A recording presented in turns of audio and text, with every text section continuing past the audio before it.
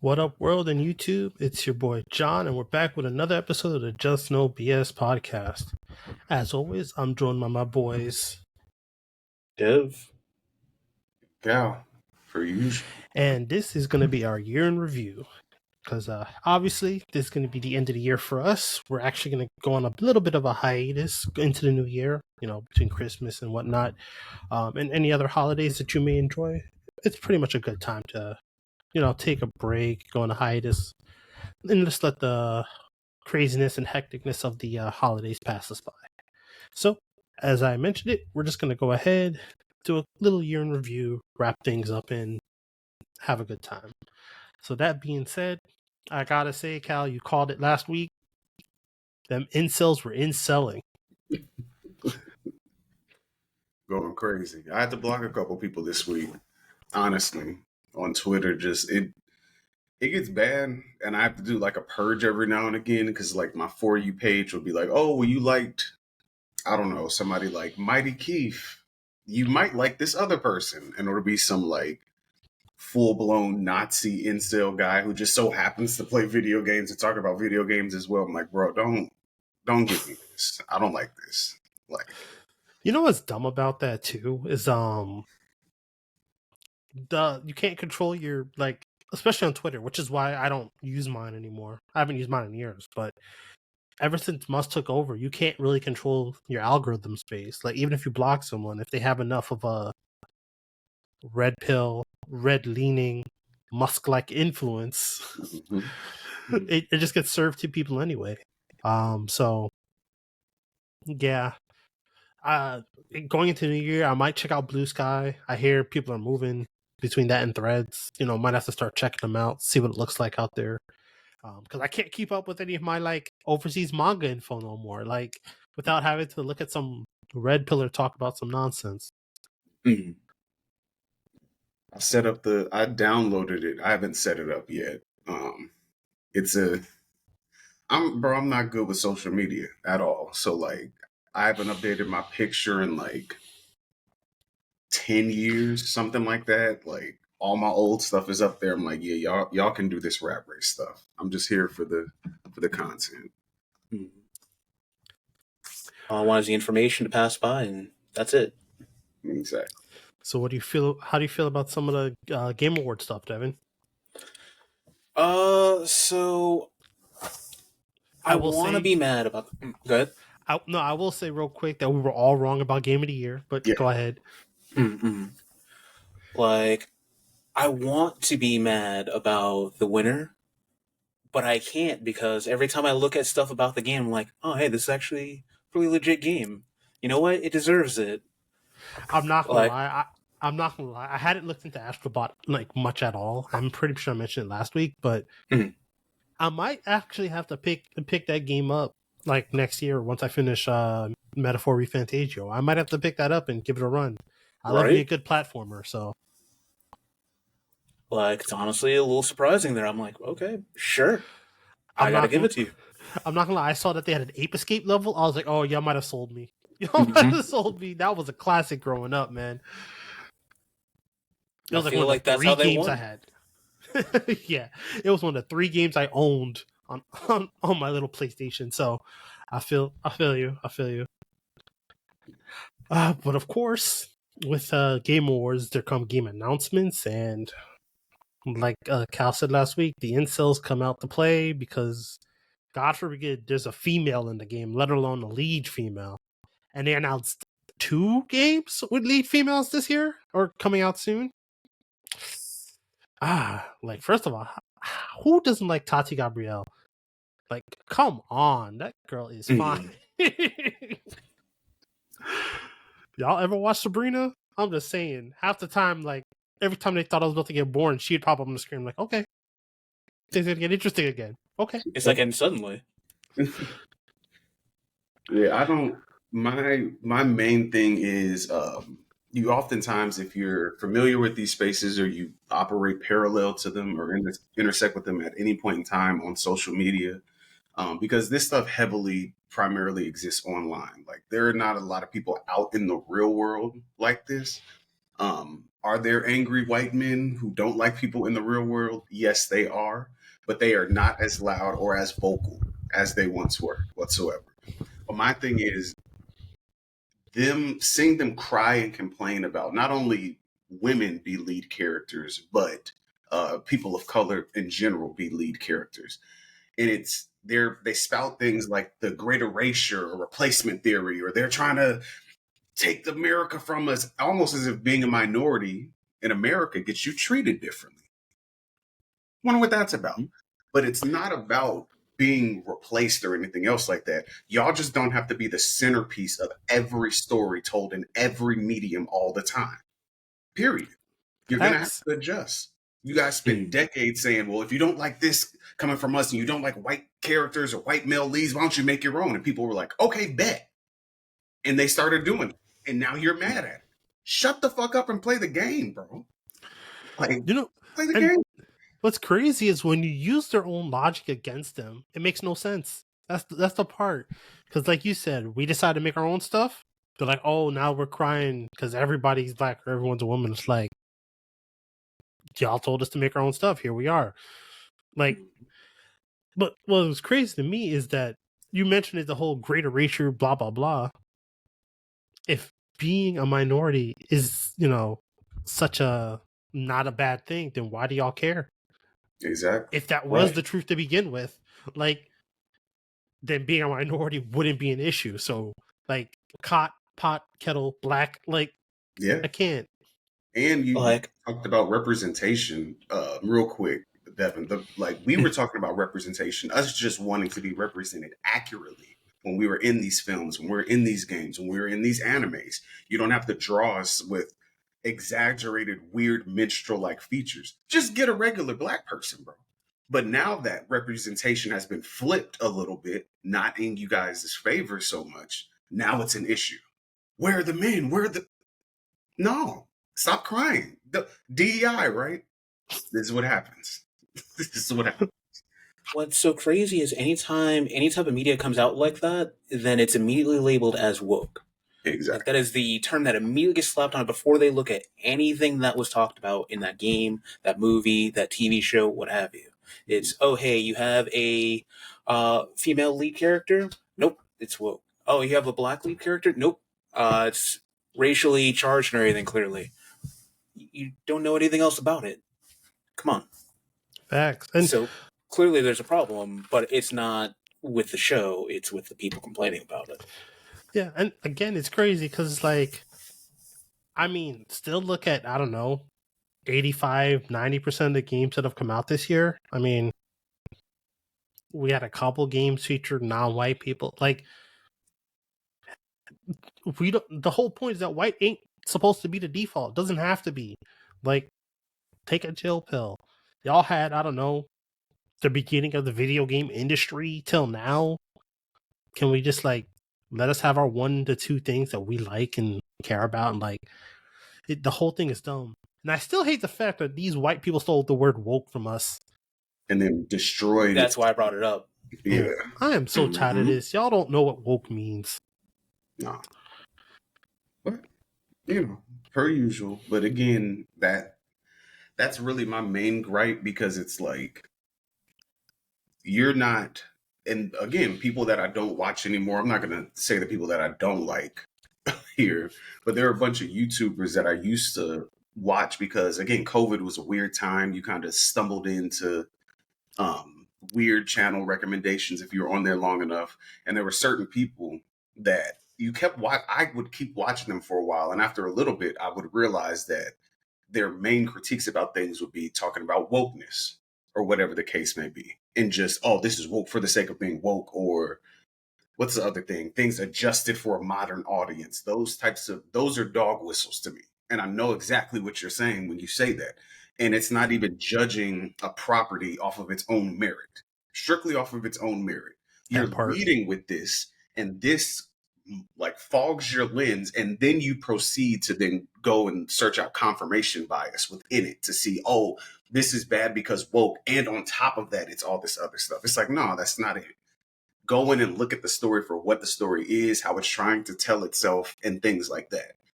Like, Yep. but again, But that's assuming that they're willing to go and put their bias to the side. Of course not. touche. But to anyone who actually wants to know, the phrase "go woke, go broke" is not factual in any way, shape, or form. I'm not going to break it down here. I am not as eloquent in saying it, but if you want to find out more, there's a wonderful YouTube video by one of our favorite YouTube channels, The Birdman, where he literally shuts that hole down, because every time someone says "go woke or go broke," look at the actual money that that property or thing has gotten. Case in point, when Colin Kaepernick nicked a knee, Nike stock went up 10% at least. Yep. So y'all are lying. There's a reason that a large majority. Well, I won't go too deep into it either, because I saw that video as well. I was like, this was articulated beautifully. Also, I would like to recommend Thought Crimes. They do great work when it comes to things like that and characterizing the history and showing you the broad landscape of things. Inherently, that statement is bullshit, and you can tell that it was made by somebody who had a bullshit knowledge of what woke means, because in reality, what's more woke than hip hop? Period. And you see how a lot of billionaires in America, that is, own some piece somewhere of something hip hop. Period. And it's only gotten more. It's literally the most profitable genre of music here. Period. Point blank. Not even here, worldwide.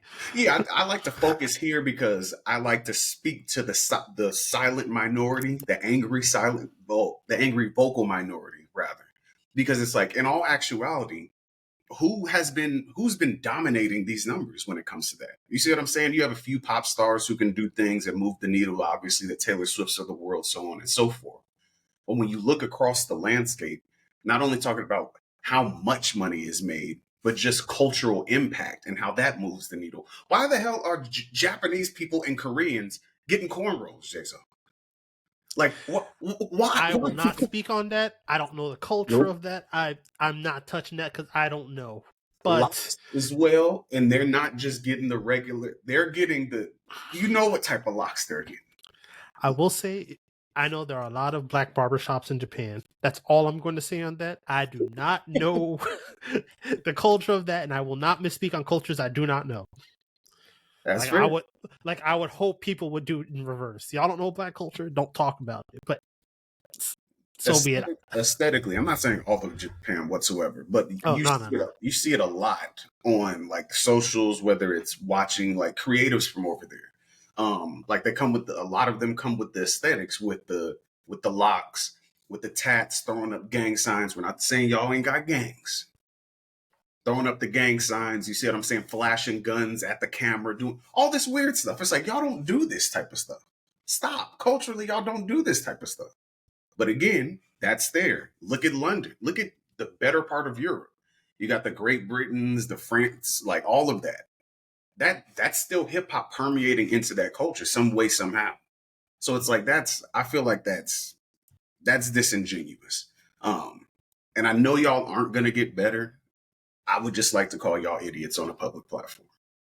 That's where I get off at. Speaking of other games that while we're on the topic, clearly most of these people have never beaten The Witcher 3 Wild Hunt. Bingo.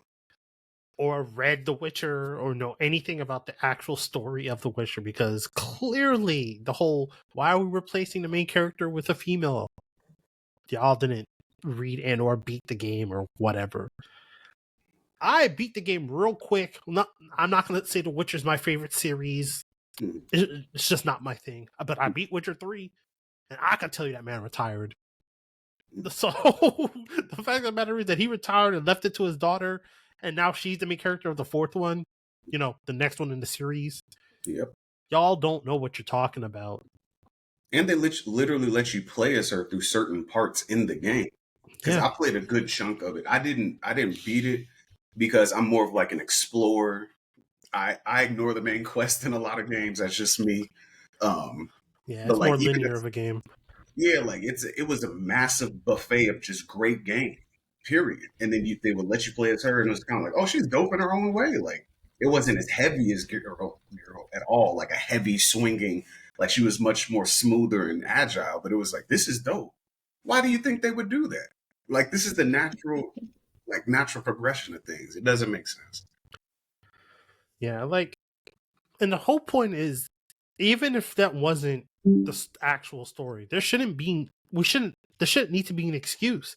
The main character of the next one is a female. For all you know, let's say the story was a little different and you beat Witcher 3, then Witcher 4, you see her the main character. If you played it, you're going to be like, oh crap, what happened to him? What's the story going to be? Yeah. Obviously, if you knew this, the story, you already know. But that should just be like the surprise, like, oh, we playing as her? What happened? What's going on? Like, I mean, that's what Devil May Cry ended up doing. Bayonetta Like also.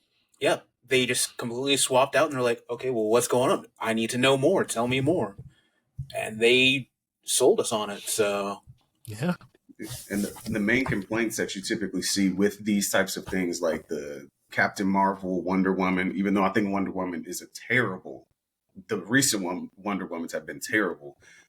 Recent Star Wars as well, like they like to call women Mary Sues and things like that, and be like, oh, they just got their powers. But if you look at what she looked like at the end of Witcher 3 versus what she looks like in the trailer, some time has obviously passed, and they don't age the same like we do. So it's like, who knows what happened to Garrett? Like, that's where my brain went. Like, is he dead? Did What he train happened? her, and like what happened? Like, yeah, I thought the same thing. I was like, oh snap, it's Siri's turn. Let's go. Like, what happened? And I will say, on like some of those other movies that are led, like when you talk about like Wonder Woman or Captain Marvel or whatever, it's the weird part about it to me when we talk about these things. Like, I'll use Captain Marvel as an example. Everyone was talking about how she's so cold, unfeeling, this, that, and the third. But I'm like, if that had been a man acting that way, you would have just called him a badass. Or stoic. They love that stoic is the exact word that they would use. Yeah. He's stoic. He's calculating. Blah blah blah. But I'm like, so now you're telling me that a woman can't be that way? Like, it's like you said earlier. It's disingenuous, and it's not. Let people be representative in multiple different ways. We can have a man that's feeling and understanding. You can have a woman that's cold, manipulative, and calculating. Hell, if you saw Wolverine and Deadpool, that chick, she was crazy. She was a great villain, but she was out of her mind. Like, look, I just want to put it on record. Some of her acting and stuff like that, I was just like, okay, you have my attention, ma'am. Yeah, I'm putting it exactly like that. That's all I gotta say. She gave me the feeling like she played it too well, so now I don't trust her in any role. Like, I don't care what I see her in after this, Devin. I'm like, she's the villain. It could be a rom-com. Yep. She's gonna try and steal the guy somehow, somewhat. You can't trust her. But that was amazing acting and great writing. How they wrote her. To be brief, I watched a short, like a mini doc on the creation of the original Teen Titans from the 2000s. And they were talking about the effort that it went into writing the characters and things like that. And they were interviewing some of the writers who were kind of they were responsible for Raven and Starfire. And it was a mixed group of people. And they were like, yeah, like, how did you write, like, essentially like a strong female lead type deal? And they're like, well, we didn't lead with them being women or young girls. We tried to write a dope character, and then was like, oh, that's Raven. Oh, that's Starfire. And it's like, I do think that that's where a lot of current writers are falling short. Like, they didn't really do Brie Larson any favor with how they wrote her in Captain Marvel. So, like, in my opinion, I have a caveat to that, but keep going. No, just to wrap it up, I do think that a lot of the women leads who are getting flack right now, the flack should be directed at the writers sometimes. So where it's like, this, you didn't put her in a position from, like, even if it's like visual storytelling or things like that, like even those quiet moments when the heroes to themselves, like how they reflect, and like, y'all didn't do them any favors whatsoever.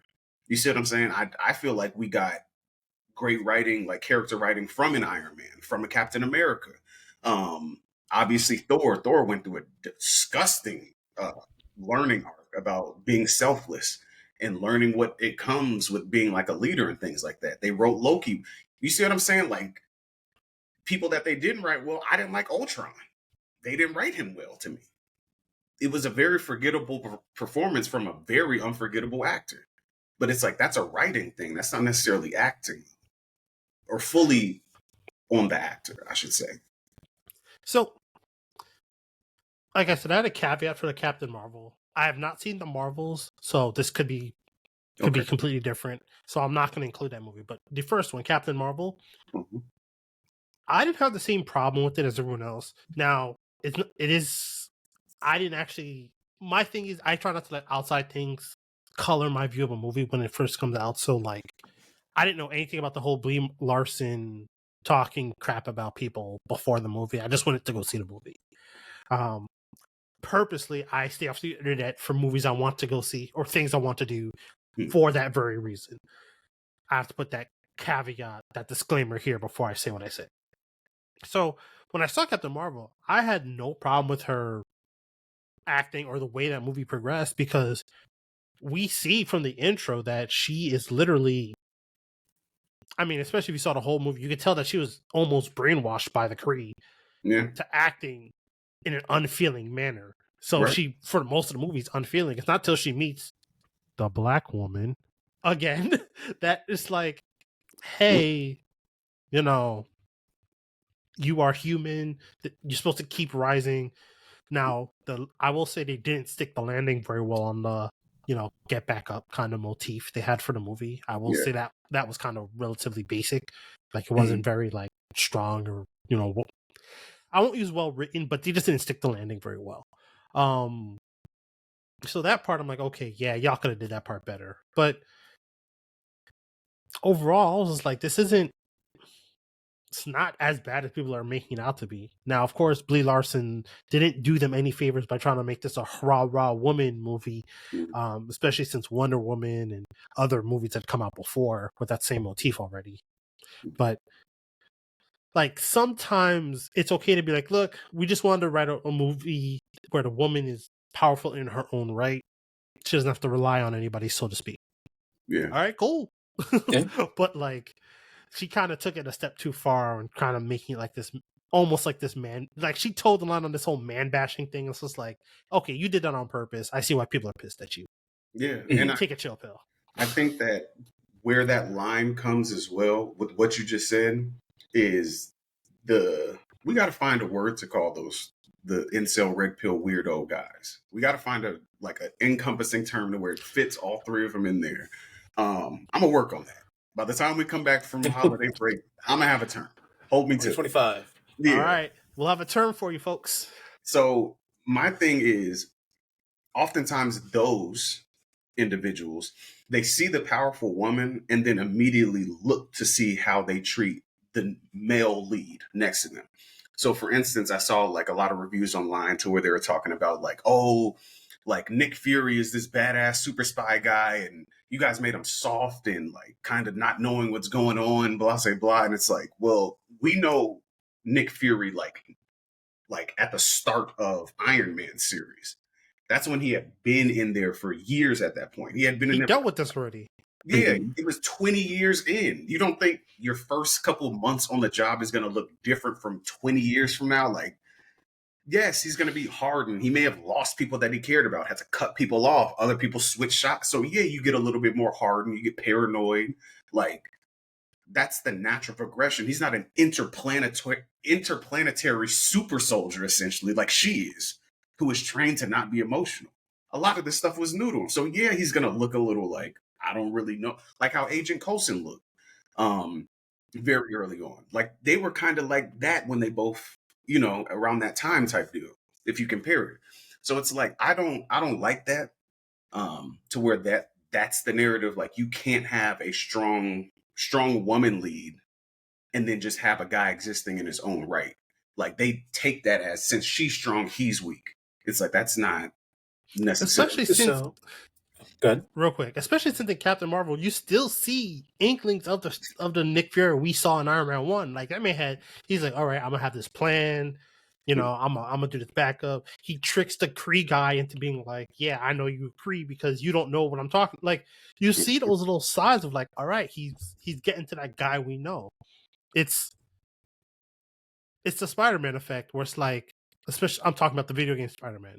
When you play the PlayStation version, you're playing him 8 years in. You're not the first one. You're playing him 8 years in, not when he started. So he's already smooth. He's already got this like part of this figured out.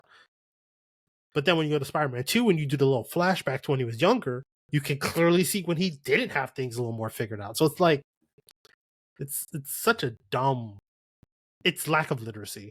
Yeah. Go ahead. So when it comes to, and kind of going back with movies, the Matrix movie, do you know one of the reasons why it took off so well with people? It was because that they made the character Neo, or Keanu Reeves in that particular movie, they tried to make him as bland as possible and so blank slate that pretty much anyone could attach themselves to him and say, oh, hey, this is me in that position in that movie. So when looking at movies like movies where like Brie Larson is the main character, main lead, people had, mostly those guys that we were talking about that we'll eventually have a term for. They kind of feel as though they can't attach themselves to the character, not thinking of the sense of like, oh, hey, here is this character who is overcoming things and growing as a person. They're looking at it as a, oh, hey, here's this girl and they're mistreating this guy and everything that I've now tried to attach myself to, and just throwing anything else that's good about the movie out.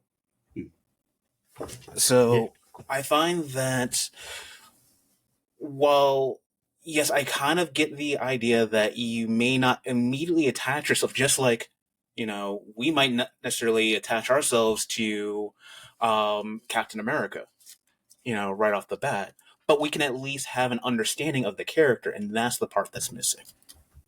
Yeah. They are failing at that understanding. Yeah, I agree. And to wrap it all in a bow, pretty much any non-white, non-male person has had to play a white male character in a video game before, or a white passing male character before, and they could relate just fine. So in the reverse, you could find something to relate to as well. So I think the whole conversation in of itself is BS, and you just don't care.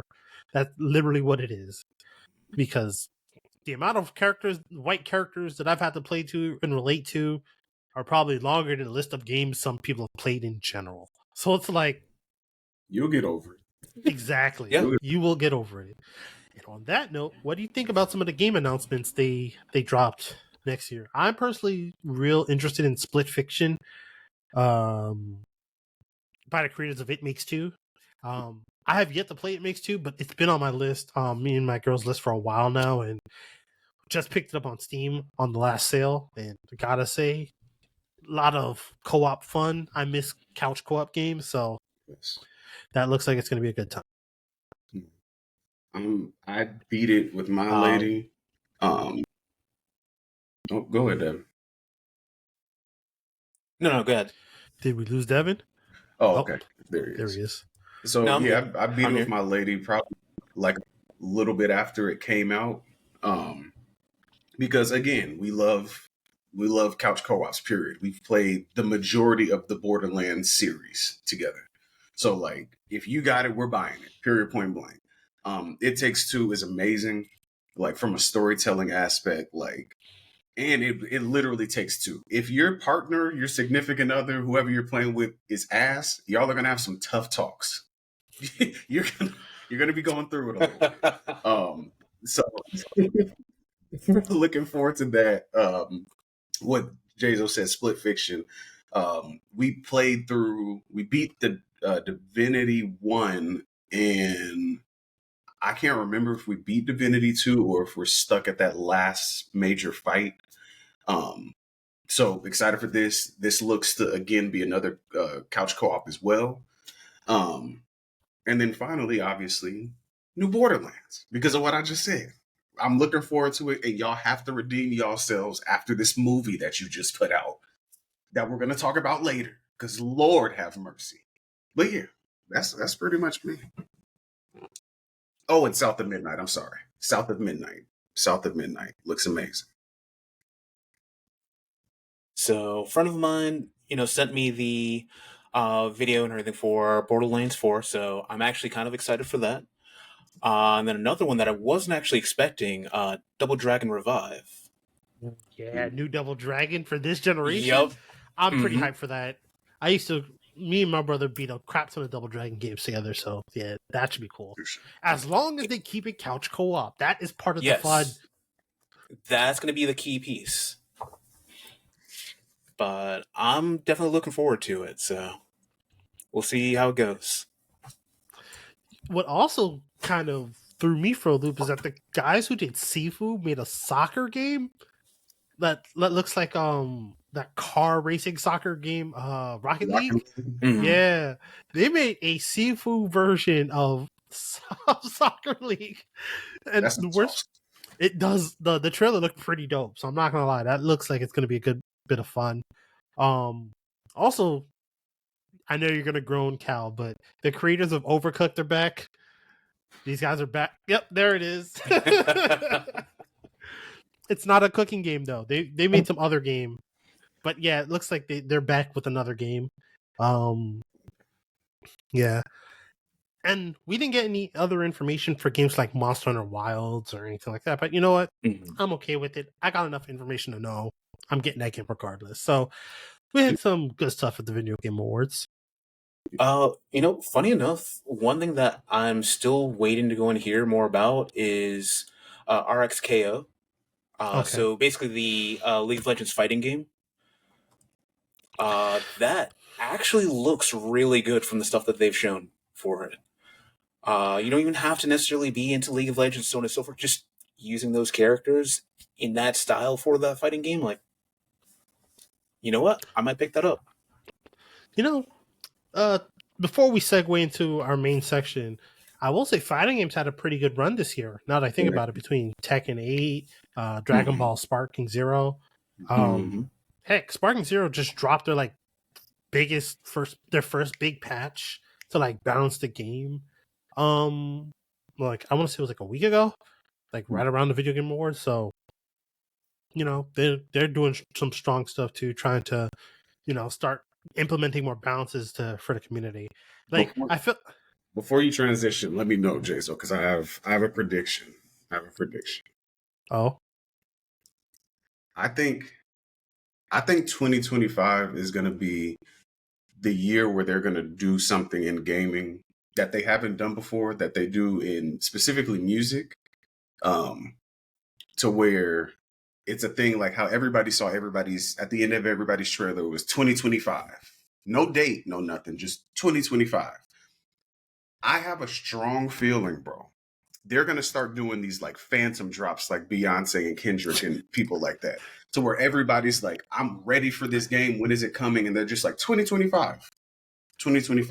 And then you wake up one day in March on a Wednesday and it's like, there you go.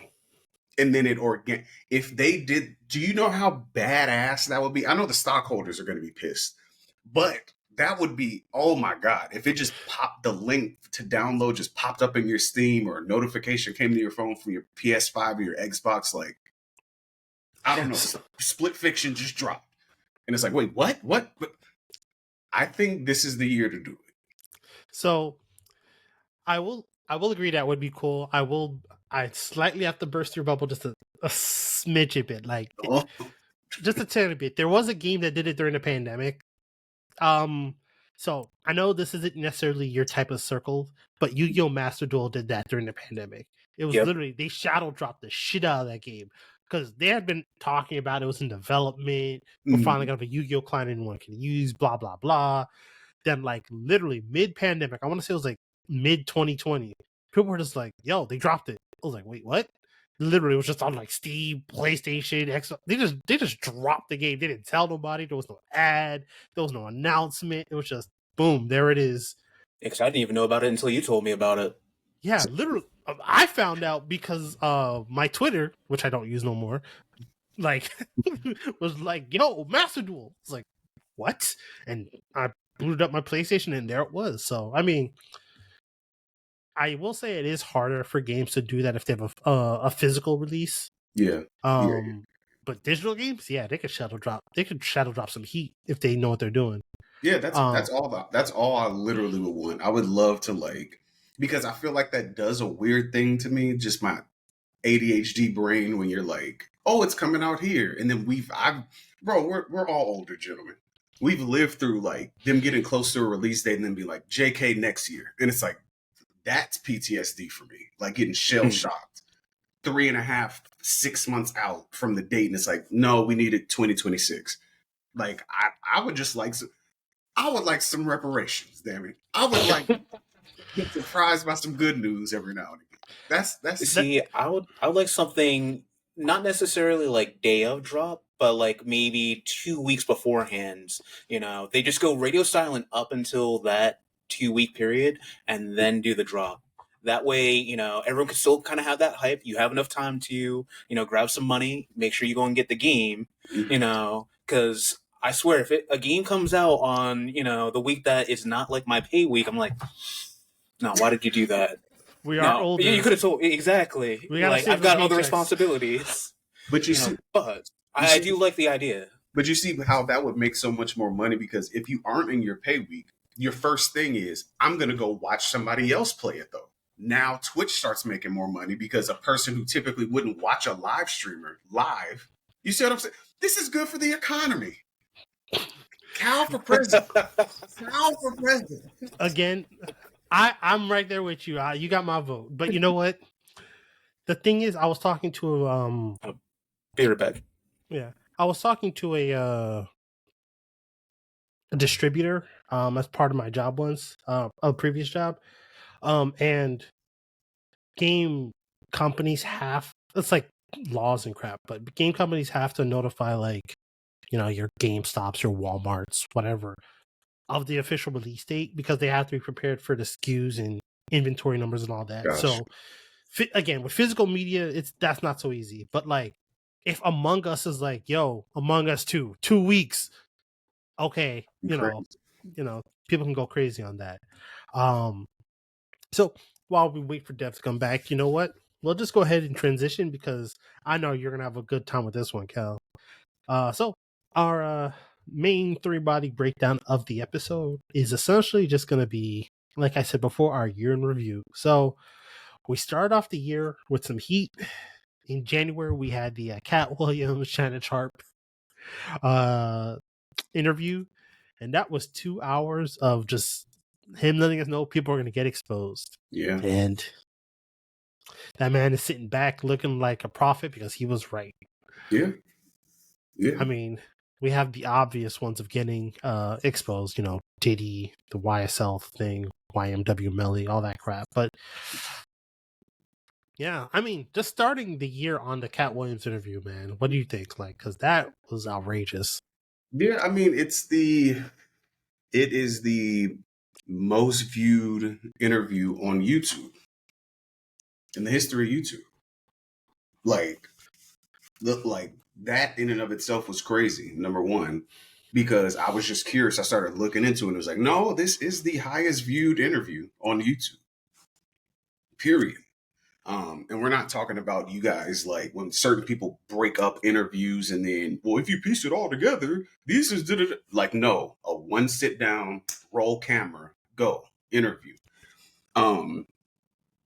And my thing was, I have a few things to say. You're right. I will have fun with this, because number one, he warned people, like, be not confused at what happened up there. He was warning people.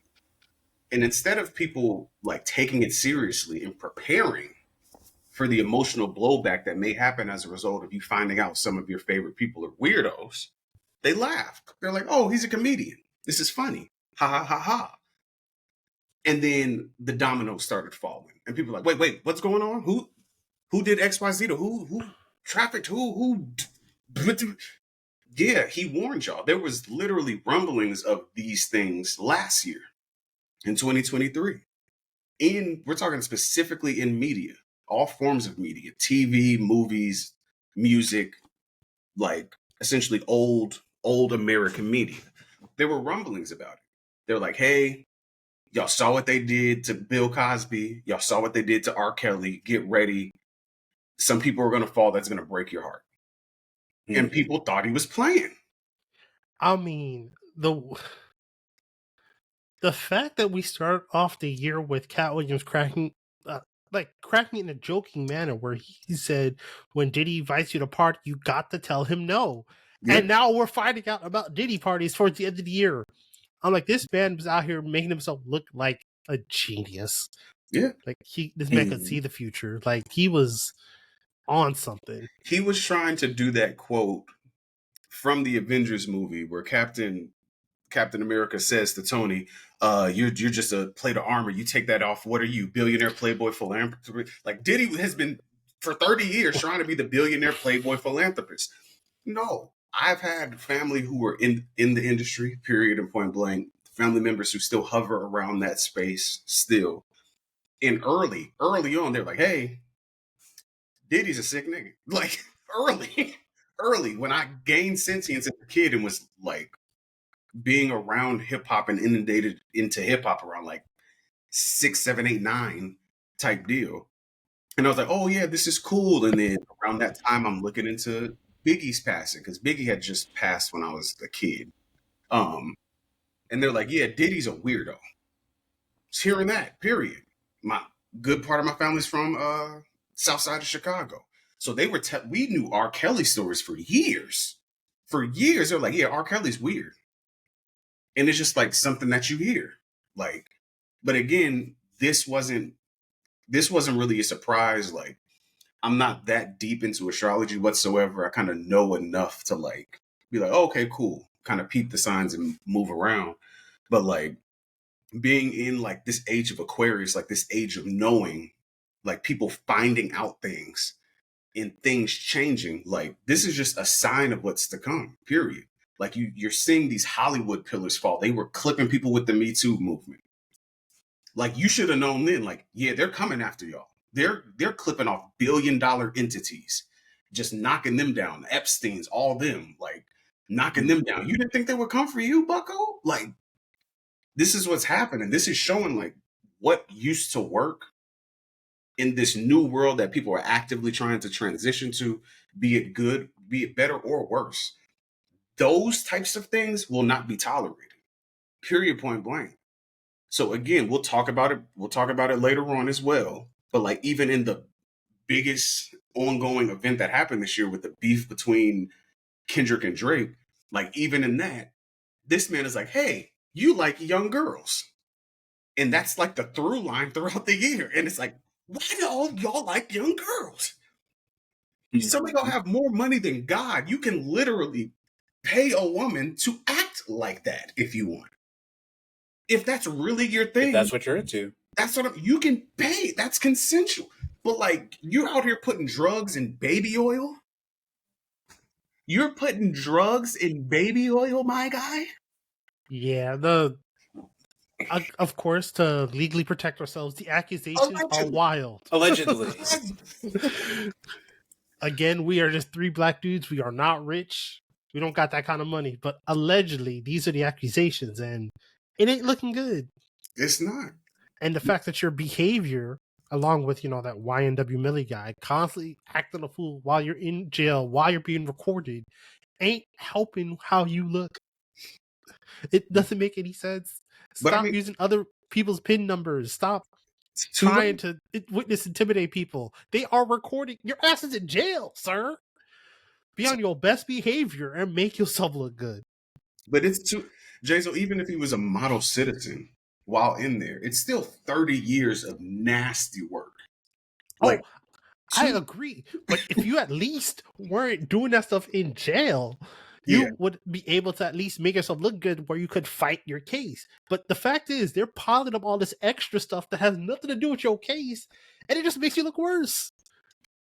It's like I said a few episodes back. Drake, stop talking. Just disappear. Disappear for a hot minute. Let people forget you.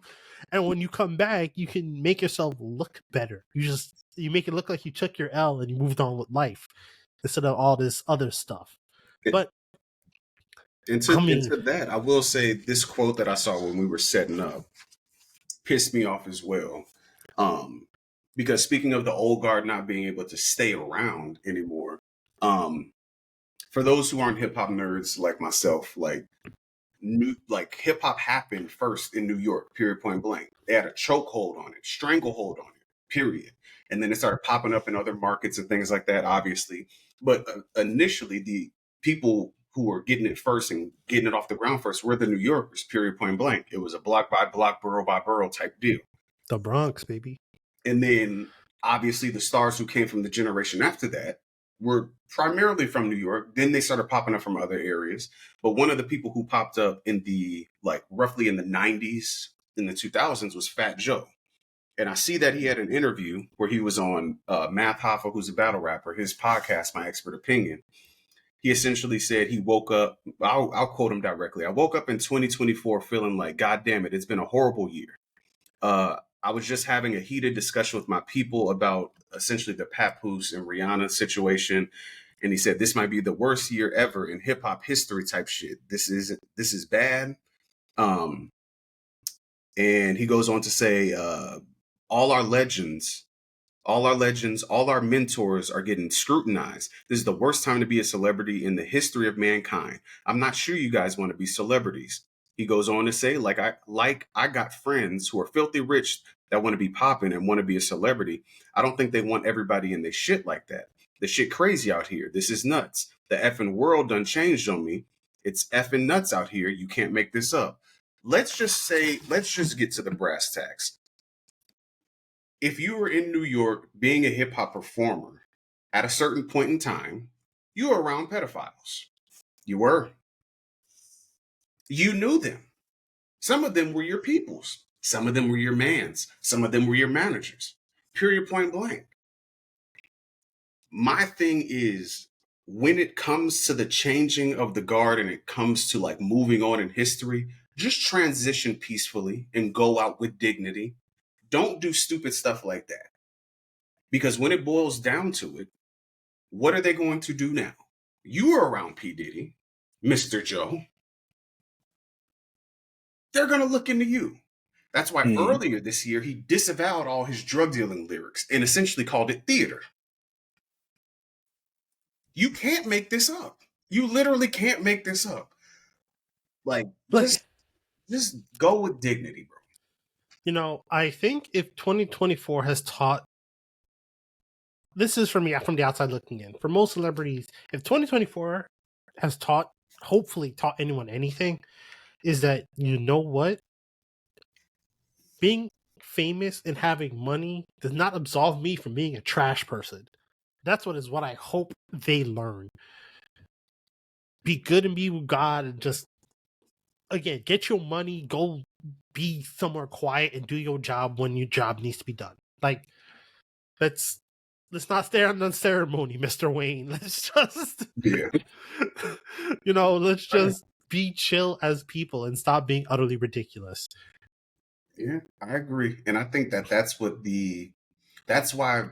those individuals who are victims of like the Diddy's, the Cosby's, the Epstein, so on and so forth, like that's why they were victims, because they were infatuated with the allure of fame and celebrity.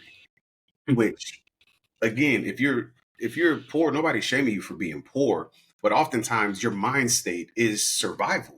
So if you see a situation to where it's like, I can be hoisted out of my position because I'm broke, my people are locked up, you're going to acquiesce in certain things.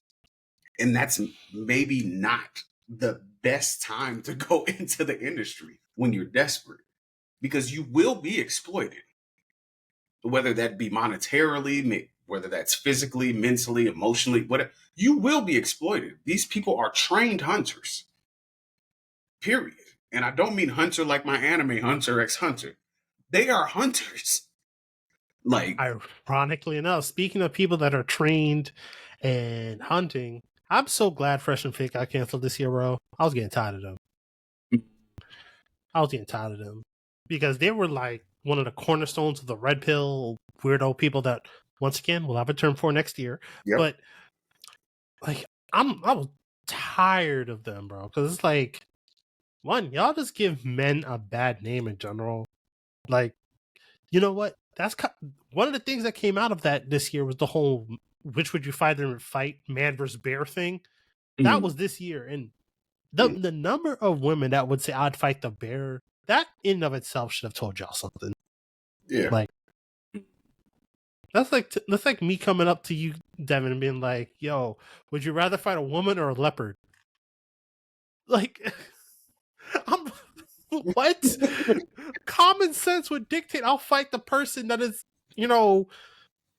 close to me in like physicality, stature, whatever word you want to use. I'm not gonna go fight a leopard barehanded. That is not gonna turn out okay for me. Like, And I didn't really, I saw the trend happening when it was, because this was before I moved, and I saw it and I didn't understand the context of it. I just saw the literal meme of it. And I saw the women like being like, oh, it's a bear all day. And in my brain, I was like, do y'all know what a bear attack looks like? Like, even the closest thing that you could get to watching it from like a protected, trigger-free way would be The Revenant with Leonardo DiCaprio. That's not something you want to deal with, bucko. So I've asked my woman, and she started to break down like the implications and the context of it. It was like, oh, okay, I get where y'all are coming from. Like, at least you know you're dead after the bear type deal. And it's just the attack. It's not trying to Munchausen by proxy type thing, sexual assault you, re-educate you, and have you like, I'm like, dang, because I'm like, I can, respectfully, I can take another man, but you're in the bear's habitat. Number one, you don't have any, I'm thinking like that. Like, you don't have wilderness survival training. You don't, you don't know how hunting and tracking works. You don't know how to hide your scent from, I'm thinking there, like, again, that's a guy brain thing to do. exactly. And I was like, oh, got you. And Yeah, as you stayed online throughout this year, it's like, oh yeah, some of you niggas are sick. exactly. Some of y'all are Like, crazy. just the year 2024 has taught me that the women are right. Go fight the bear, because this is people. Y'all is stupid and ridiculous. It got to the point where my woman just texted me because she could hear me in the background, and she was like, "That's not what it's about, though." And I'm just like, "I know, we're breaking it down, but yeah, like that. That should show you the mentality that y'all weirdos. We're gonna have a word for y'all, but y'all gotta go, because that is not okay." And I'm glad they're gone. Yeah, they should automatically be asking, okay, what is it that guys as a whole are doing that would make someone go and say, you know what, I would go and take on something like a bear, easily, without question, no hesitation in the answer whatsoever. It should go beyond just the, oh, hey, well, that just sounds kind of silly, I wouldn't do that. It should be why would that be the first thing that someone would say? That once you start asking those questions, that's when you start getting into the deeper things. And that's what you did, Cal. You asked. John, you asked. I asked, and then we learned from that. That's something that's missing from those guys that we don't have a name for yet. Yeah, and I think the equivalent thing for, because we're all black guys here, the equivalent is, would you rather take on 5 drunk guys in a bar fight, or get in a shootout with a police dog? Because police dogs are considered police officers. So if you shoot a police dog, they're treating it like it's an officer. So naturally, in your black brain, in your Negro Damas brain, you're like, I'm taking the 5 drunk dudes, because somebody's gonna stumble over. I can catch somebody with a bar stool. I can then, if you can work your way out, you can get, exactly. I can get out this bad boy. But that, it's like, okay, cool. It's not just a situation between me and a dog. It's me and a state protected dog. Who then the boys in blue, who also view them as legitimate officers, then I have to, those are the invisible chains that happen. So now, cool, they're gonna, ooh. Uh-oh. It's my roommate cooking. 1 second. Oh no, not at the end of the year, man. But no, yeah, no, but I agree. And for me, that's kind of I've been saying this like ever since we started doing this podcast, but it's context. Literally, women are basically telling us this is all the evil, crappy, malicious, fucked up stuff that men do to women, to the point where a woman feels like she has a better chance fighting a bear. Yeah. And that is, in and of itself, the problem.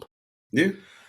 And that's why I'm like, I have a weird thing, like being married, obviously now. It's a weird thing with contemplating raising a daughter. Like mentally, like contemplate, and I'm like, oh yeah, like what's the guy's name? His name, Low Tier God. He just like a tweet went viral like 2 weeks ago or something like that, where the initial tweet was like, I wish Low Tier God wasn't as problematic as he was. He's really funny. And people were like quoting snippets from his streams over the years and like doing animations over it and things like that. But he essentially had one to where he was talking about how he would raise his daughter, and he would raise her like an anime protagonist, like teach her how to fight, teach her guns, teach her survival, da da da da. And it's like I was already going to teach my sons that, but then having to like in my realistic like plan for the worst, expect the best thing that was ingrained in me by my military father. It's like I have to do that also with my daughter. Period. Like now I have to teach her how to break down like a P90 and clean a weapon, and show her the difference between 7.62 rounds versus 5.56s and 9mm and 22s and 38s. And you see what I'm saying? I have to teach her to look for every exit in a restaurant or a store when you walk into it. You need to look for another person who looks just like you and make eye contact, make sure that they know if something. I have to teach her all of these things as well, because it's wild out here, bro. But no, it's crazy, because I forget who asked me that, but someone asked me a very similar question, and it made me like, I would like to say I was a fairly balanced individual to begin with. Like, I'm not one of those people trying to treat women like dirt or whatever, but I had to think a little deeper when I think it was our friend K Devin asked me, if you had a daughter, what would you teach them? And I was like, you know what? As a person who grew up as a male by birth and considers myself a heterosexual male through and through, I would have to teach my daughter how to swerve out of men's crap more than anything else. And I hate that I have to do it. like this is not the world. Like, I'm not terrified, but I am overly cautious about bringing a child into this world right now. Just in any way, shape, or form. The way we treat women, transgender, LGBTQ, black people, people of color, just because of that alone, I'm just like, I don't know. Like, I'm constantly juggling that thought in my brain, because I'm just like I have that part of my brain where I'm like, Caleb, I'm like, all right, time to go teach her how to use every weapon known to man and some known to like aliens. And then, and then other minds, I'm like, yo, I need to teach how, don't, the whole don't drink something if you haven't seen who poured it. Like, thinking if you lost the look of your glass and everything, even for a moment, get a new one, get rid of it, like, get a new one. Like the fact that I had to start contemplating these in a more direct manner. I'm just like, yeah, nah, I don't trust y'all niggas out here. Like, I don't. yeah, So and men, and I would like there was a movie that a lot of the girls my age at the time when I was younger were watching, like Pride and Prejudice, right? oof. I would teach my daughter Punishment and Prejudice. There are some niggas you got to punish, and some people you save yourself by being prejudiced. Period. Like, he's a weirdo. And not a good weirdo. Like, oh, he's eclectic. He has different interests. He doesn't dress like everybody else. Da da da da. As opposed to, why are you 32 talking to me at 16? That. Why are you saying you're so mature for your age? Red That's flag. questionable. Nope. Like you see what I'm saying? Prejudice. And then punishment sometimes can go for the people your age. No means no, sweetheart. Like that would be a lesson that I would teach my. If you say no, it's over with. You Yeah, see what I'm saying? I'm not gonna lie. if I have a daughter, if she says no to someone and I'm teaching her to swing. I don't care. Oh, we're gonna give your daughter detention. I bet that's cool. She swung on him. She said no. Nope. And then I'm swinging on the teacher. Like, That's why I said punishment and prejudice. See, I'm just going with the rule of three. You say no, you give them a firmer no. Third time is a swing. Yeah, and I couldn't. Yeah, we're gonna move on because the more I think about it, My bad. no. You're right. And the more I think about it, the more I'm just gonna have to teach my daughter how to fight for healthcare. And speaking of fighting for healthcare, that's probably the other big story of the year, which happened like 3 weeks ago now. But that CEO got shot, got killed. That dude got arrested, and the internet had no mercy for that man. Like Cal said, punishment and prejudice. And the thing is, that conversation, like, we were going through the year of Kendrick. We were vibing. They not like us. We were all vibing. And then that happened. And it's just like, well, time to have a conversation about this. And more people are trying to be like, oh, we should value human life more, whatever. I was watching Stephen A. Smith show, like a clip from it, and the dude who's went on talking about it is like, y'all are so concerned about one guy getting killed when his actions as the CEO of this healthcare company have led to a third denial rate of healthcare, which has cost thousands of lives. How is not direct murder? That is essentially legalized murder. And I'm just like, that's exactly. Because Jason, I literally have notes. I don't write them like people. I like to handwrite them because it sticks to memory. Just as a rapper, that's a weird thing for me. But my literal thing for this was, how many children have we seen murdered in school shootings?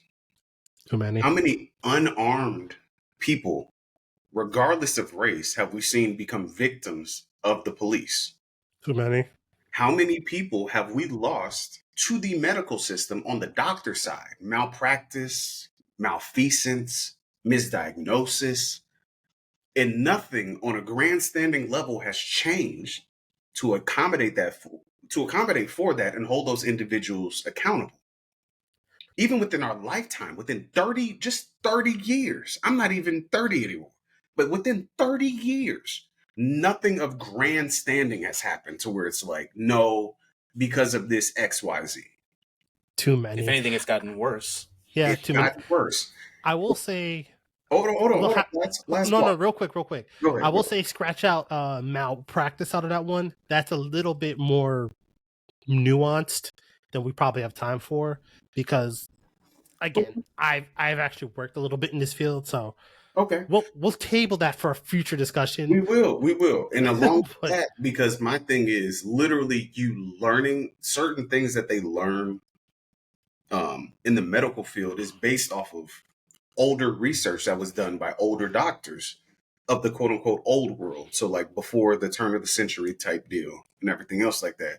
And they were looking at Black women being much more pain tolerant than women who weren't Black. Thus, you get a lot of, that's why I say like malpractice. I consider that malpractice because people are people. And you're like, the mortality rate here is insane for us to be considered a first world country. I agree. It is malpractice. However, one thing we always have to remember, especially when it comes to the study of science and medicine, is that it's not a exact science. It's a practice. Mm-hmm. That's why the term is called malpractice. So on that particular topic, yeah, that's fucked up. We should be holding them accountable to that. Yeah. But sometimes 3 symptoms could give you 3 different diagnoses, and you're playing, you're rolling the D20 to see which one it is, and you might be wrong. So malpractice in and of itself is a wide varying term. It was a wide net. It's a wide net. That's why we'll have to table that one specifically, because here on the Just No BS podcast, we believe in nuance. Absolutely. And no bullshit. But exactly. How many of those individuals who are victims of people that they have been inundated to trust since a child have we lost?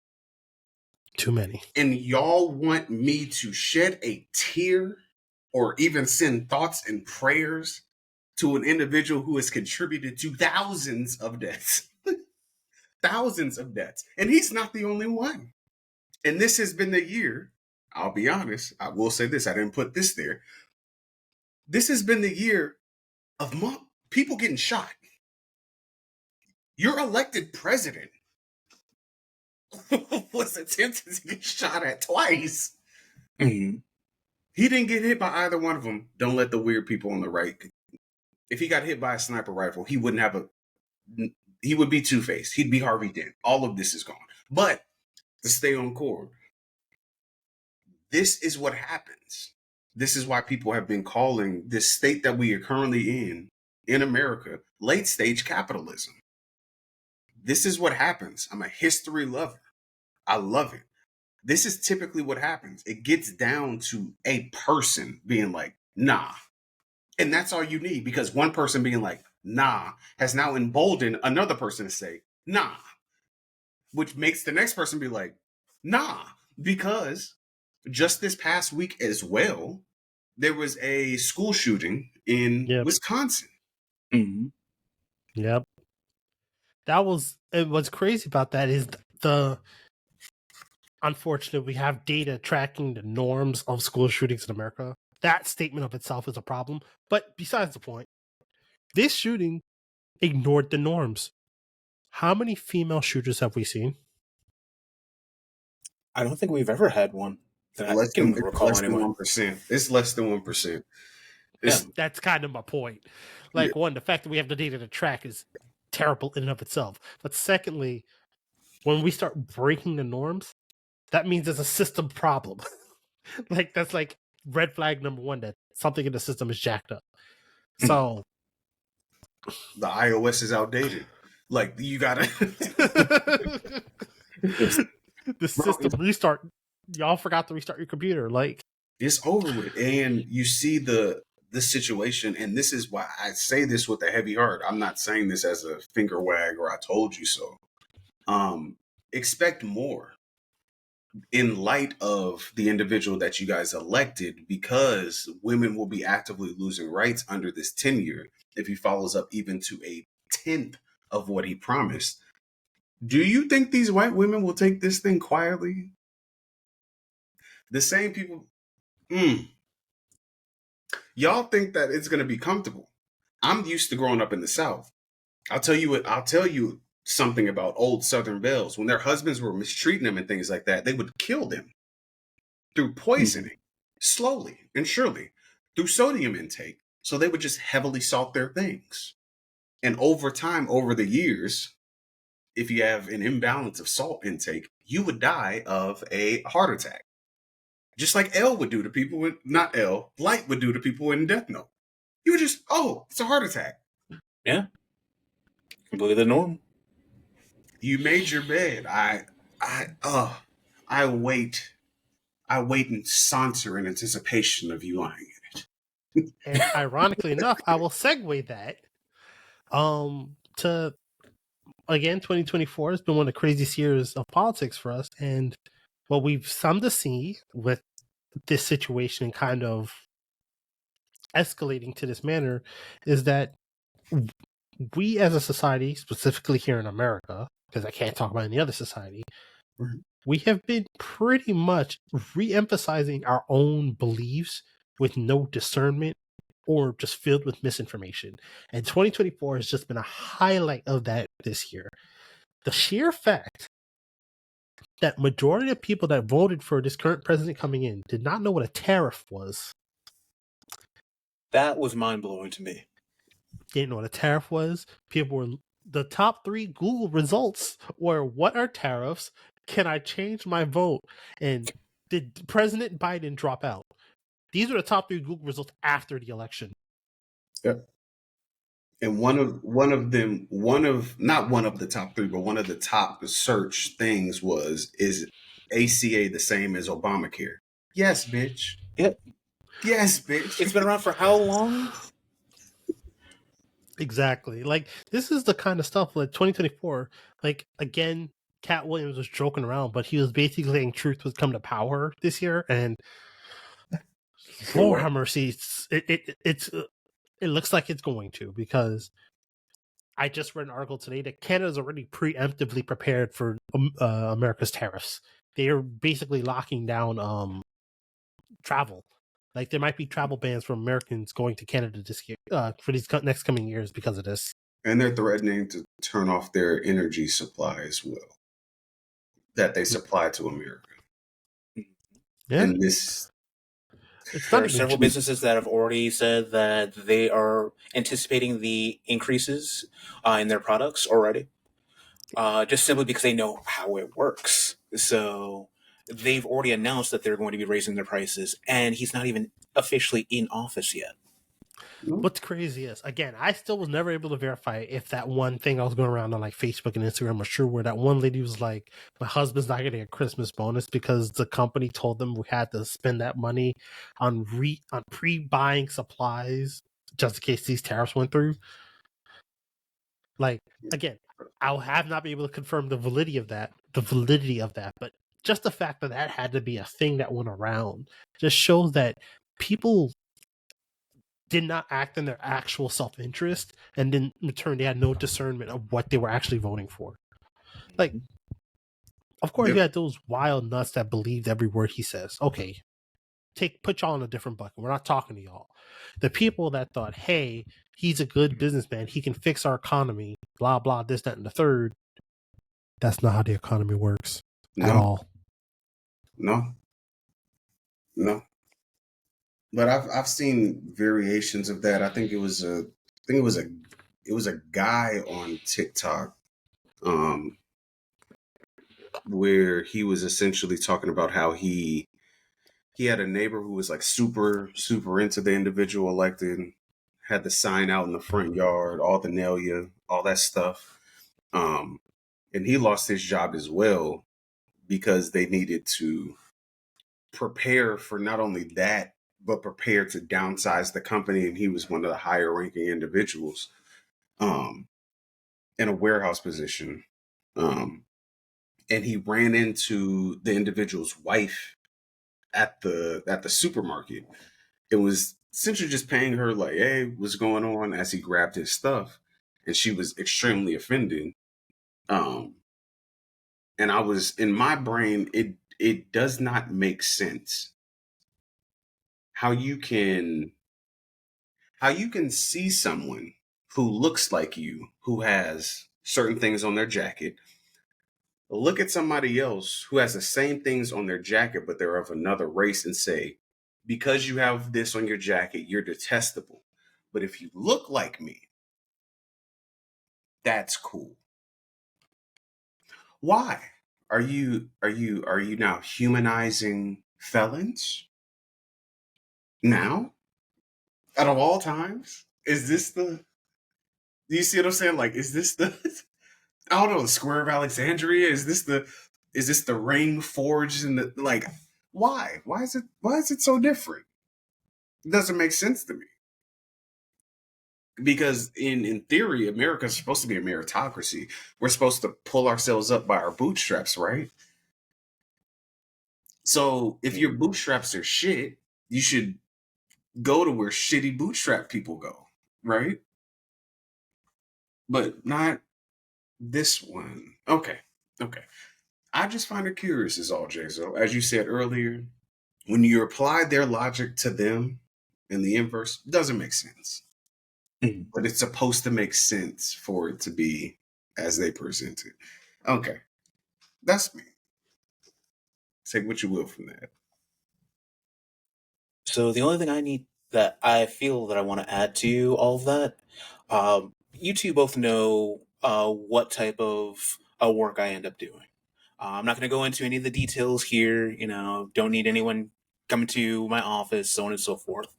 But one of the things that we do end up seeing is the unemployment rates month to month in our general region. After the election, and after like all the announcements of the tariffs, and so on and so forth, all the changes that are being planned, so far we have seen the fastest spike in unemployment this year. While in the grand scheme of things, it wasn't that high of an amount, the fact that it was that big of a change just after those announcements says a lot, and I'm concerned about what's going to happen going into 2025 and onward because of that. That's a fact. And I will say this, Jason, before you take the rock back. There's a difference between ignorance and stupidity. Ignorance is when you don't know something. Stupidity is when you know that you don't know something. Somebody presents you with something, you're like, nah, I like my opinion. And you keep going. That's the issue. Like I've said before, I think I said it on one of the earlier episodes. My favorite quote from Denzel Washington was, if you don't watch the news, you're uninformed. But if you do watch the news, you're misinformed. And that's why it drives me to my next state towards you need to double check everything that major legacy media gives you, double check all of it and consider the source. Period, point blank. Yep. When it comes to me telling you about Black issues and how Black people interpret things, consider the source. Don't come to me trying to observe a perspective of a sellout ass motherfucker who likes to acquiesce to whiteness and uses proximity to whiteness to garner higher positions in whatever situation I'm in. Don't come to me for that. I'm gonna tell you the honest truth from my perspective. Not only what I've lived, what my ancestors lived, as well as what my people actively live. So consider your source. If a man who's never been in a relationship longer than a rookie NFL contract is telling you how to deal with women, consider the source. If you're dealing with an individual who is an immigrant coming into this country, telling you about Black American culture, consider the source. That's where my thing goes. I don't jump into essentially Haiti's situation whatsoever and tell Haiti how to move because I'm not from there. I don't know what Haiti has experienced whatsoever. But I do. But that's what I'm saying. The individuals that I know that are Haitian have a very different perspective of Bill Clinton than American Black people have of Clinton. It's a very Big different facts. thing. You said what, Jason? My bad. Big facts. No, big facts. That's what I'm saying. Always consider the source. Period. And double check everything. We have a supercomputer in our pockets at all times. It's no reason for you to be stupid. You can be ignorant because you just don't know. A trans Hispanic person from Angola can tell me something, and I may not know it because I'm ignorant to that situation. You see what I'm saying? But in light of them telling me that, if I'm like, their reality doesn't exist, that's where I'm stupid. Yeah, no, 100%. And this can semi segue to the fact that with all the misinformation out there, one of the few places where the information was becoming more solid, and TikTok just got banned, and it looks like it's happening. People, or at least the government, would like to tell us it's because of China being able to buy our information. Not like every other American company can already do that, but I don't care what they tell me, because the way this shut down, it's probably because of the whole Gaza situation. It's because that they were getting information left and right through that, and I am not going to act like I understand the full politics and history of the Middle East. I will never do that because I just don't know like that. But I can tell you this: when an oppressed group fights back and they're the one seen as the bad guy, we got problems. Yep. And this is just from my experience being Black. Always. That's all I'm going to say. I am not no historian. I am not some geographical scholar or anything of the sort. I'm just saying, if you've been pushing people down for so long and then they take a moment to strike back and then you hit them back to the point where it's a genocide, like, what are we talking about here? Why are we participating in this? But this is another big issue of our time, especially here in 2024. Really started in 2023 in October after that, what was it, the concert? But it escalated in 2024 and it's not going away. And not ironically, this is probably one of the big reasons we have a different president coming in, but neither here nor there. As we're doing a 2024 year in review, this is just one of the things of our time. So if you have a TikTok, be prepared for it to go away or look different or whatever is going to happen. But it's one of those Pandora's box, genie in a bottle things. It's been uncorked. It's not going away. People are too smart. They'll figure out another way. It just happens like that. It's only going to be viewed as an encroachment upon civil liberty or ownership stateside once all of those individuals on TikTok move to YouTube Shorts, move to Instagram Reels, move to Twitter videos. And then because those are owned by individuals stateside, that's when the issue will happen. And you have the individual who's over Twitter in the cabinet, I guess, at this point. He's, at least from what it sounds like, he won't have an official cabinet position. But he's there. He's going to be talking to people, yeah. It's there. So, like, you have the platform at that point. Exactly. Yeah. Just be aware that if certain messages, certain ideologies, certain think pieces, conversational points get blocked there, that's what's happening. Because oftentimes what these individuals who shan't be named, till I find one for you, what they do is they love First Amendment speech. They love it. Everybody loves the First Amendment. No, I can say what I want. What they don't like is when other people can say what they want as a retort. Facts again. Because you seek to control the narrative. Because at this point, what's the nicest way I can say this? At this point in time, not only do you lack the resources to whitewash Black history, you lack the testicular fortitude to get your people out here to die for you about this right that's constitutional. Period, point blank. So now it's internet gangbanging. Period. And the funniest thing is, as we move to a lighter controversy, the funny thing is these people don't even know what the First Amendment actually means. Because if you did, you would know that the First Amendment stops the government from telling you can't say things, not regular people or companies or institutions or whatever. Just before you transition, because I have to go handle something. Because Devin, respectfully, I feel like my alarm's gonna go off, and I'm gonna go stop that.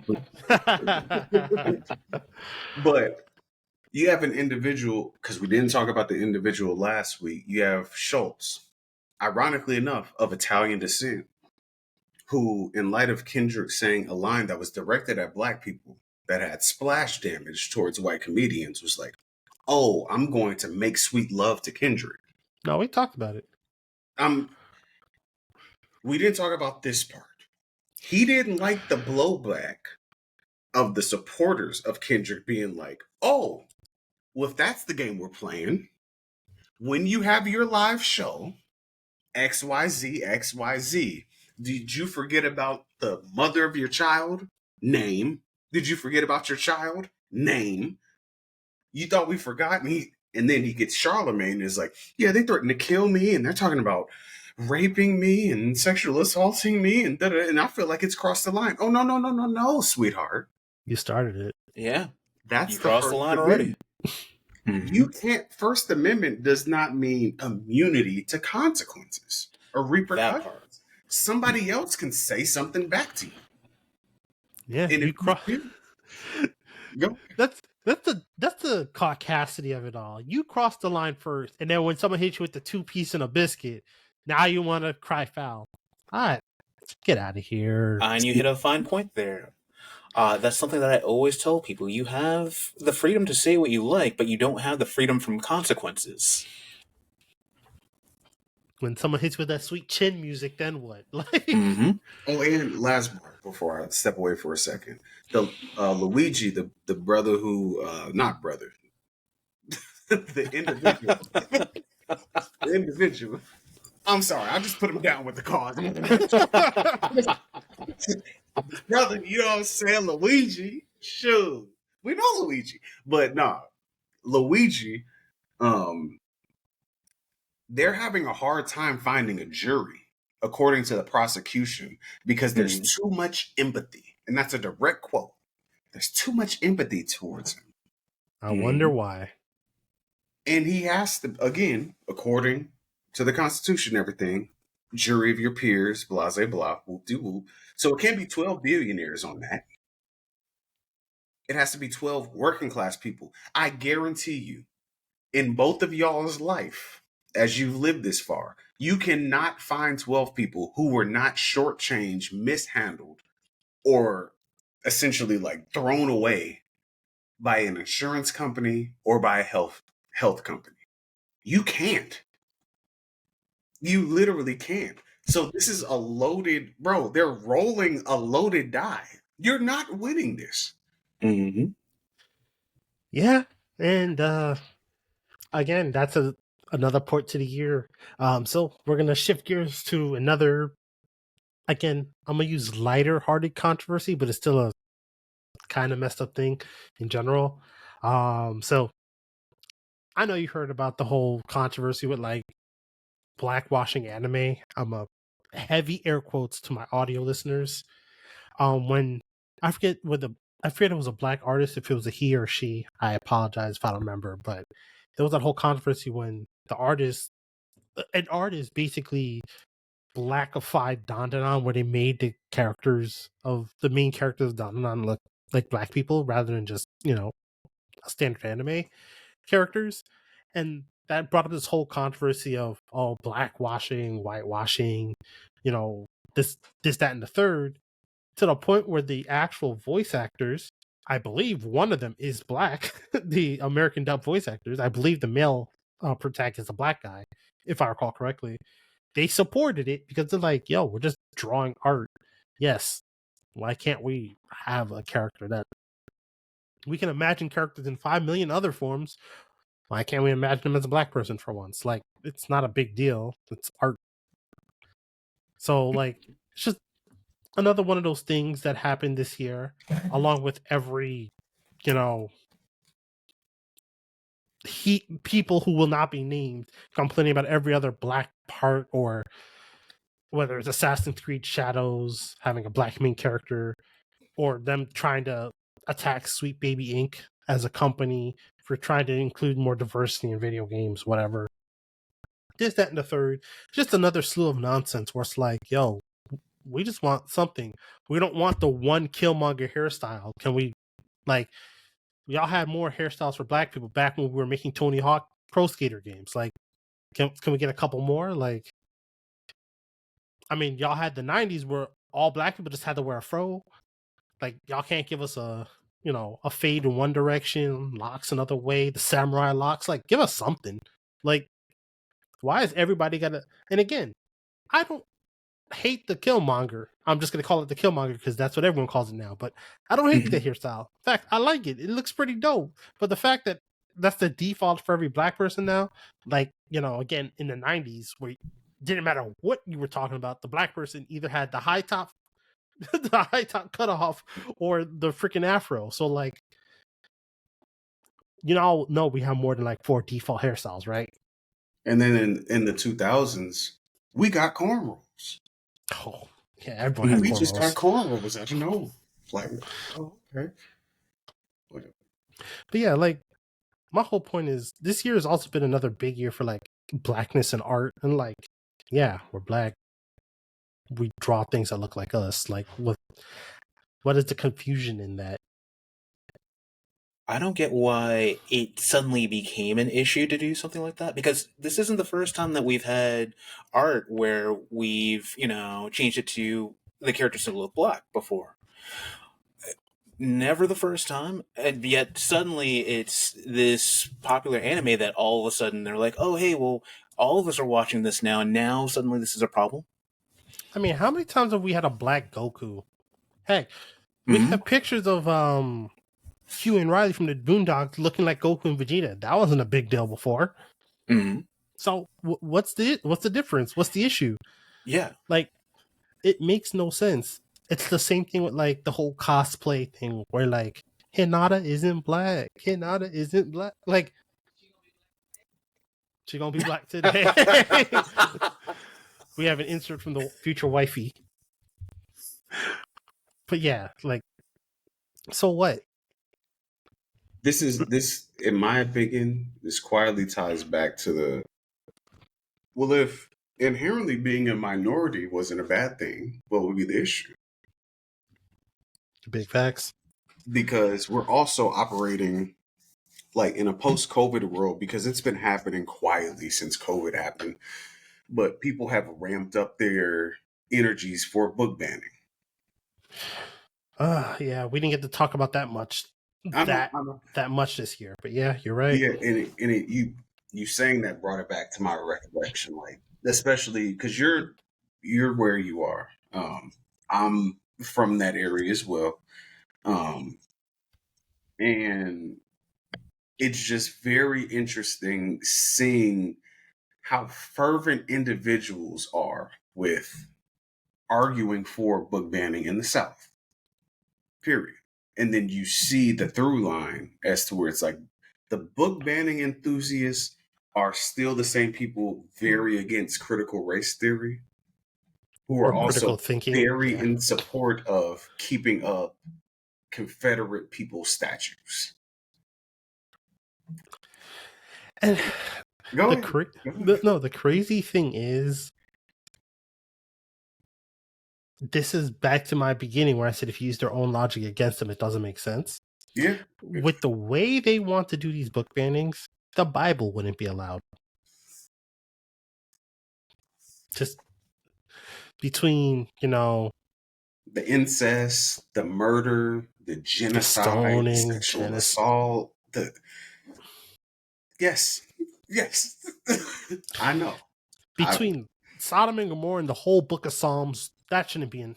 just right there. I'm not even going into any details of specific verses. If you've actually read the Bible and comprehended it with actual literacy comprehension, right, the book of Psalms is terrible because like a good chunk of it is just, hey, David's just saying, I'm gonna go mess with this dude's wife.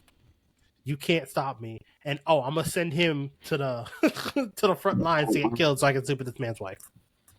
But my thing was, when I got older, it was like the angel had no problem, and I say this affectionately. The angel had no problem with gay niggas in Sodom and Gomorrah.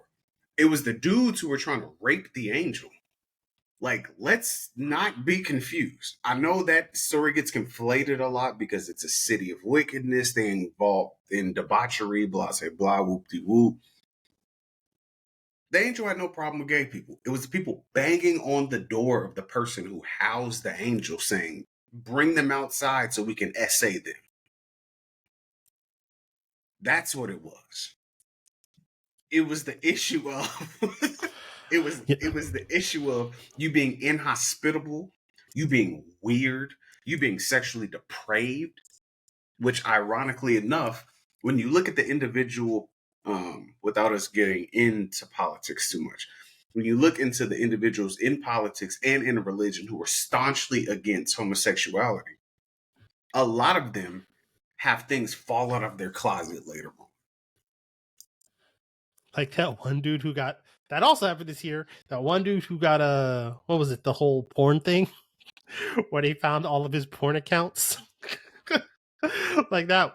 Oh, I'm not gonna go into that story, but it is funny how like he was definitely one of them people.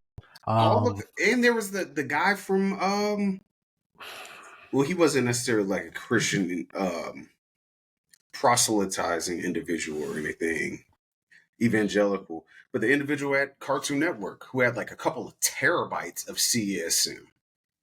And it's like, bro, do y'all know how much a terabyte is? Do you know how much a terabyte is? That's a lot of data, folks. That's a lot of data, Brucko. Like, but shoot, that also reminded me that whole Nickelodeon yeah, documentary that dropped this year Schneider. also. Yep. Quiet With on Josh, the set. yeah, like, but it's like it's this weird thing as to where people will choose to protect their perception of themselves as opposed to protecting children, women, poor people, disenfranchised individuals. Like that's where I come from. If you're a believer in Christ, like there was a thing where he said, like, what you did for the least of these, you did for me. And if you're violating the least of these at every turn and every opportunity, you're unbecoming of the faith that you subscribe to. Period. that part. Allah has things that he talks about. Buddha has things that he talks about where it comes to how you're supposed to treat people in need. Everybody has things that you're supposed. Everybody has a list of just like morally neutral things.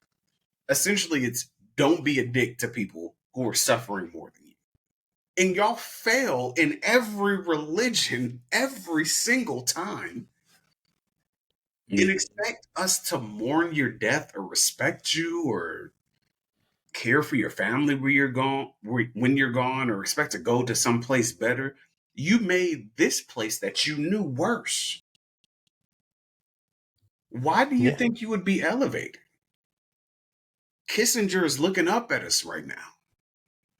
George Bush Sr. is looking up at us right now. There's a few people y'all like who are looking up at us. But what do I know? What do I know? Yeah, and I mean, again, like maybe this is something we'll tackle in the new year. Is that we'll actually do like a deep dive on perception. Like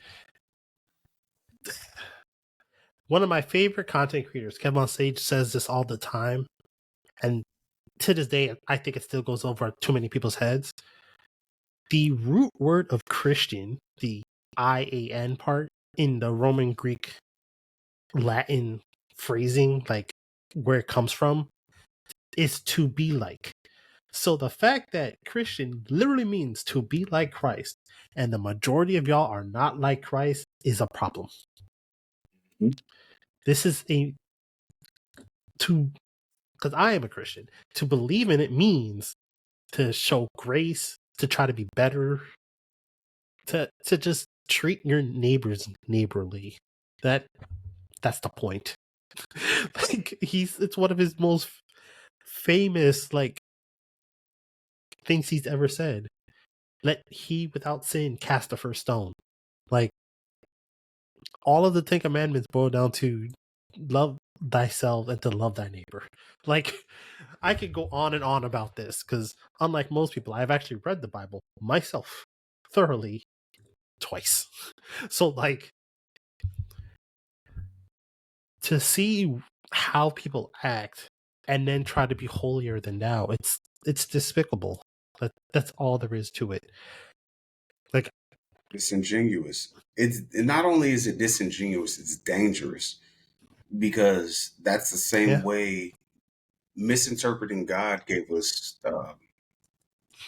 like the essentially like the West Manifesto. The Manifesto of Greatness or whatnot. So where it was their God ordained to move from the 13 colonies out west.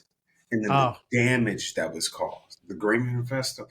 I'm forgetting what it's called right now. I've been researching a bunch of different stuff.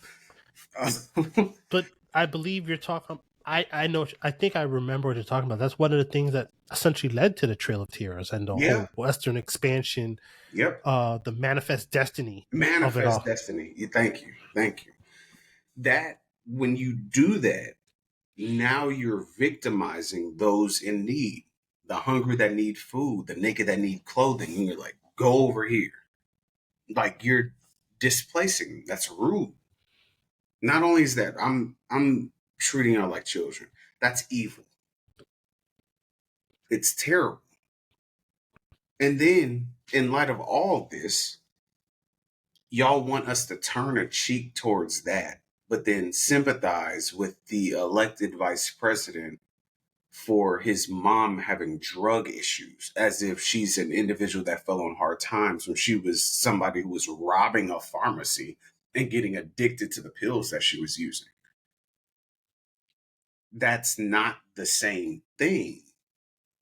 But again, I know this will be a slow burn, Jay, so I'm sorry. I was No, trying not to it's do that. Just I don't like intellectual incongruencies bother me because it doesn't make sense to me, bro. Like I don't get that. But yeah. And again, see, you have discernment, and you try to speak with tact, with a little bit of nuance. And if 2024 has taught me, and probably the two of y'all the same, anything, is that we do not act with discernment and or tact and or nuance, and that is becoming more and more of a problem with every day. Do you got anything you want to say to wrap this part up before we kind of wrap this whole thing up, Devin? So just kind of going back to uh the CEO, and how people are like, oh hey, how can you, you know, feel certain ways about this, that, and so on and so forth. Uh, Kind of going to the Bible here for a particular quote because it reminded me of this. Matthew 7:4 says, or how can you say to your brother, allow me to remove the straw from your eye when, look, a rafter is in your own eye? I see the CEO as someone who had a rafter in his eye, and anyone who is saying, like, oh, hey, this was bad and so on and so forth. Well, yes, I'm never going to condone someone being murdered. I'll call it as it is. He is not without fault. And honestly, the actions that he was taking led up to that, and I foresee more of that happening in the future because Yeah, of that. it's nuts because right around the corner of where we are, where I am, not where we are, but where I am specifically, there was a lady who literally is sitting in jail because she cannot afford the bond because she used Luigi Manio's words on the bullets he wrote. She used that against a healthcare provider who was denying her claim, and they called the cops, and now she's in jail. And they will not let her out, and they're going to put her on. They gave her, I think it was like $100,000 bond because she Which is threatened, wild. which is, yes. And this is the part. Someone's able to call and get this woman who has no criminal history, nothing. She's just trying to fight to get some support. The fact that she's having issues getting support for treatment is not an offense, but the fact that she made honestly, a non-threatening threat, like, if the police had even done like 2 seconds of a background check on her, you would find nothing. But the it's not fact that even a it's threat. just something she's saying out of frustration and anger, not It's not being even a used. threat. Deny, defend, oppose. That's not a threat. That's what they're taught Yeah, but she in kind of said like deny dependent throws next is going to be like, it was one of those things you just say when you're frustrated and you're just venting because you're not getting assisted like you thought you were. But like, again, it's so now anyone who you can call up Comcast and say, screw y'all, I'm gonna get y'all, and now I can get you like arrested as a relatively empty threat. Now, bear in mind, I'm not saying it can't be used if you do something, but just saying that in and of itself should not get you thrown in jail with $100,000 bond. exactly, Oh, and that's why I stand by what I said, where I said they don't care about us because it's children dying, it's people of any race dying by police officers, it's all that, it's all of that, patients of doctors, anything. They don't give a they don't care about you. And it's this whole situation, this capitalistic society that we're currently operating in. as it's being interpreted as a capitalistic society, is not built for the regular, average, everyday working person. That's why it doesn't work inherently as a capitalistic society. Because how many times have people essentially been like, if you can't afford XYZ, you deserve what you get? And they can say that. Is that billionaire, is that hedge fund manager in prison? Is that person gone away indefinitely? Do y'all set that person's bill to $7.5 billion? No. And that's why I think it's, excuse my French, Jazo. I think, and Devin, respectfully, I think a lot of this stuff is pussy and performative. Yeah. Period, point blank. Because it's, if it's wrong, it's supposed to be wrong. But as soon as you place conditions upon what wrong is, that's where it's like, okay, cool, shoot him. And I'm not one of those people. I'm not somebody who's going to shoot one of y'all. You just have to worry about, I don't know what, the other 7.5 million people who are utilizing your services. Best Yeah. of luck. The Ides of March, nigga. Alas, too many people with these book bans won't even know where that came from. But so initially I had planned for a new segment, but you know what? Just giving away we're flowing. I think we'll save that new segment for the beginning of next year. It'll kind of flow with some other stuff that's probably going to happen at the beginning of next year anyway, between games and movies and whatnot. So I think we'll save that. We're flowing this way for next year. So I'm just going to kind of start wrapping things up here. And I think we as a society really have to figure out if we actually have morals. I'm sad to say, because like you said, in this capitalistic society, we've given up all of our morals to the almighty dollar, which in and of itself is our friend in college used to say this all the time, but it's a social construct. We made it up. Inflation, by the fact that it's due to money, is literally imaginary. We made it up. If the planet Earth has said, you know what, we can't do with these prices. Let's all just go down 30%. We'll start tomorrow fresh. We could fundamentally do it. Would this ever happen? No. But fundamentally, it is that simple because it is a social construct. Yes, we created money as a way to trade goods and services, but we made it up. We put the value in it. So it's like, I hate when people say, oh, money doesn't lie, numbers don't lie. But I just gave you the context. We came up with money, literally. Like, I could literally take this shiny rock that shines lots of colors. If I put a light through it, it'll give you some rainbow sparkles and stuff, and say, here, and you can give me a piece of art like the Mona Lisa for it. We could literally call that value. So I think we as a society have to realize where our lines are. And unfortunately, some people, like Luigi Mangione, I think his last name is, decided that his line was at this point here, and he decided to go take matters into his own hands. So will we continue to see this? Most probably. I don't want to say definitely because I don't want to put my thoughts on other people, but most probably. It ain't looking good. So before I leave you with the quotes of the nights, any final wrap-up thoughts, guys? Nope. You won't do it, I will, because I know how people work. This will happen again. It's only going to get worse. It may not be immediate when I say it gets worse. It's not gonna, one week after week after week. No.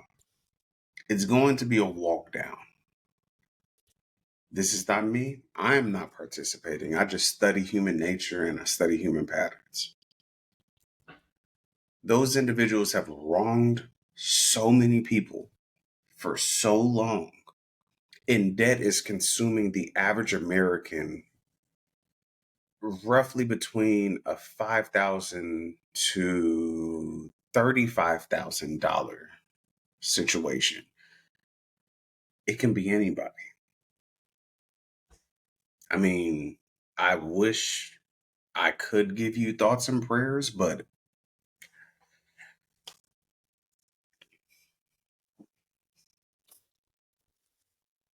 I have to side with Cal on that one. Some of the things that I see here at my office, it's not a question of if something like this will happen again.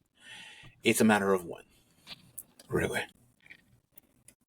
Yeah, and alas, on that note, um, I only got two quotes at the end of the night here.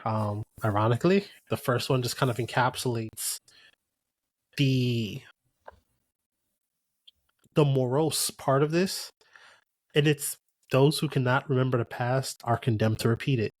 And we're seeing this to our day to day when you constantly keep putting people down and trying to drain and extract every little piece of dignity and thing that they own, they revolt. And I don't like people trying to act like this is some grandiose thing or standing on. Don't stand on ceremony, Mr. Wayne. I'll throw that in again because the Boston Tea Party, name pretty much any riot. Just pick a riot. What was it? The riots on the West Coast in California. The Rodney King riots. Thank you. Even before that, how they used to handle in the 13 colonies politicians who didn't move in their best interest. They used to drag them out their house at night, tar and feather them in front of their family. Yeah. The French Revolution. Unfortunately, when we don't realize our own history, we just repeat it. And here it is again. Unfortunately, most of our biggest revolutions started with acts of violence. If we want to change that, we should learn from that history and do better by people. Like, that is literally the answer. And time and time again, for some reason, humans just refuse to do right by people. Just do right by people, and these things don't happen. Like, hand to God, I would, if Brian Thompson was one that he was like, no, we're going to do the reverse. We'll make our money through other means, but we're going to make sure we take care of people, do right by them. Chances are you probably have more customers, probably still make around the same amount of money, and people wouldn't hate y'all, and that man probably wouldn't have shot you. Like, I'm sorry, it's the cause and effect of it all. I'm not saying it's right. I'm just saying it's the cause and effect. So I'm saying it's right because this nation was built off of that type of shit happening. That's why I'm saying it's right. I'm not even saying that it's right off of my spiritual convictions, but I understand the language that works for people, and that's why I'm saying it's right. This needs to happen because individuals have gotten too comfortable, and I will be very quick, Jason. Individuals have gotten way too comfortable hurting people who are disenfranchised, and you're putting them in a position as to where they're behind the gun on. They have nothing else to lose. In reality, they had nothing to lose, and then you backdate them, backdraft them to where they're beyond that point. Oh, it's coming.